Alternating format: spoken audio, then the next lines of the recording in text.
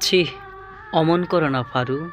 শেষ বিদায়ের দিনে শুধু একটুখানি মনে রাখার মতো চিহ্ন রেখে গেলাম।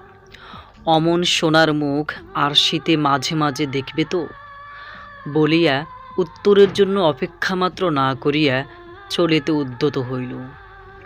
পার্বতী আকুল হইয়া কাঁদিয়া উঠিয়া বলিল, দেবদাদা গো। দেবদাস ফিরিয়া আসিল, চোখের কোণে এক ফোঁটা জল।